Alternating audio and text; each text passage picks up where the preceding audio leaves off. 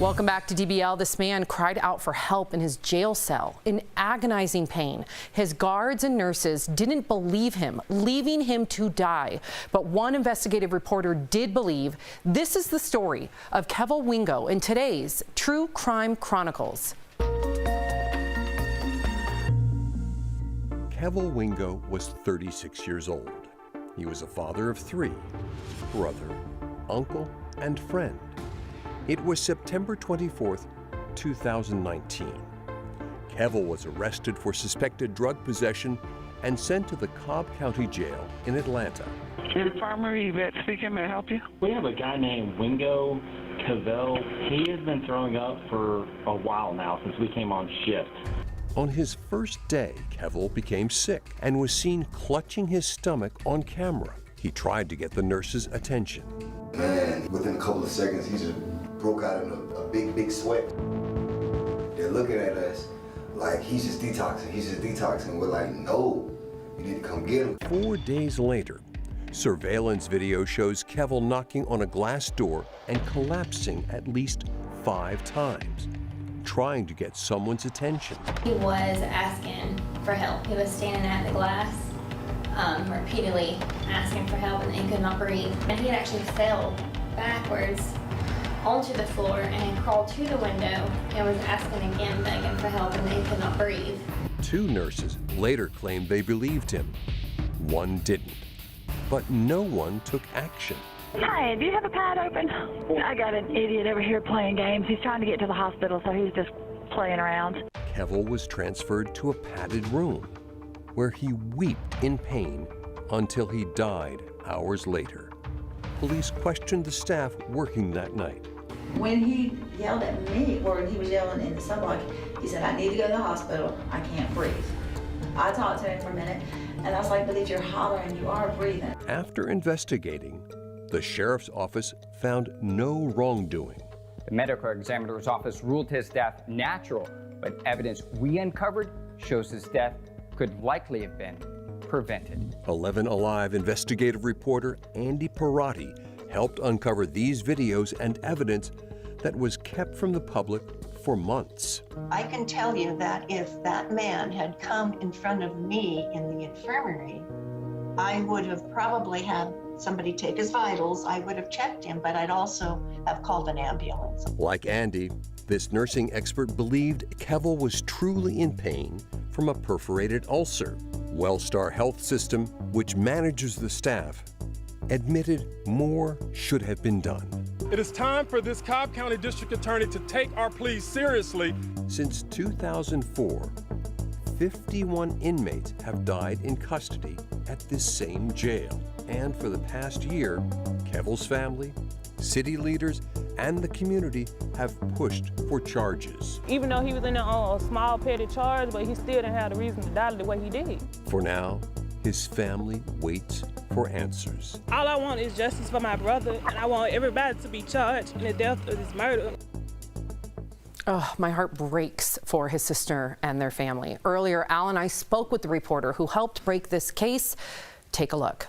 We're joined by investigative reporter Andy Pierotti from 11 Alive. So, Andy, first and foremost, I have to thank you for your incredible work and your activism. Your investigation helped expose the deaths and corruption inside a Georgia detention center. So first, Kevil Wingo. He died in police custody screaming for help. No one believed him that he was in pain, not the guards, not the nurses, but you did. Why did you take this investigation into your own hands, Andy? You know, really, it was the video inside the jail that compelled me to look into this. I reviewed hours, nearly 8 hours of video of Mr. Wingo begging for help and slowly dying. And after watching that video, I knew that I wanted to share his story because I knew there were so many others just like him. All right, now, autopsy reports say that Kevil died of natural causes, but you uncovered evidence that said that his death could have been prevented. What evidence shocked you the most? And also, is there anybody to answer for this potential discredited autopsy?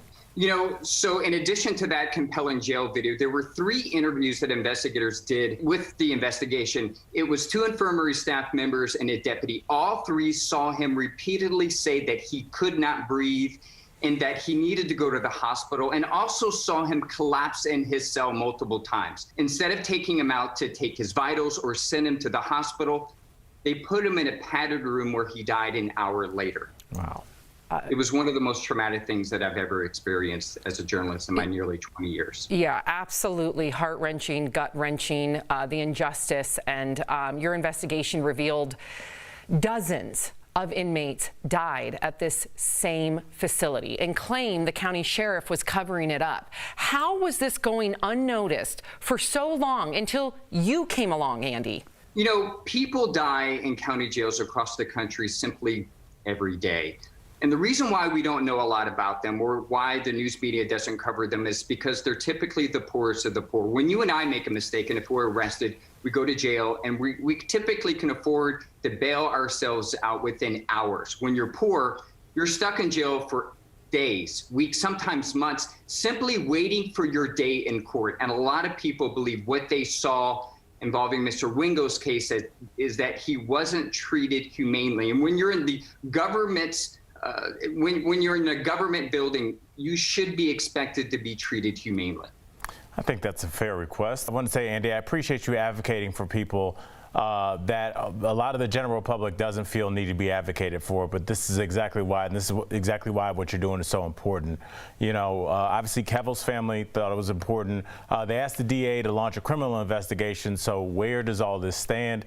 And in terms of the law, who's in the right in this case? You know, so the district attorney at the time asked the U.S. Attorney's Office to investigate Wingo's death and other jail deaths at the Cobb County Detention Center. We're still waiting whether any charges will be filed, but I will say from the time we originally did this story, a new sheriff has been elected, and he has changed the policy that any time that someone is found dead in his jail, an outside independent investigation will be conducted by another agency. Previously, the former sheriff pretty much allowed his staff to investigate themselves.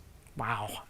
Thank goodness, you know. That explains some of those results. I know, absolutely. Andy, thank you again. And thank you for your advocacy, for your activism, for your fantastic work. To our viewers, to learn more about this case, visit 11alive.com. You can also listen to a podcast episode about this case. Just search True Crime Chronicles on your favorite podcast player. Thank you, Andy. We'll be right back. Thank you.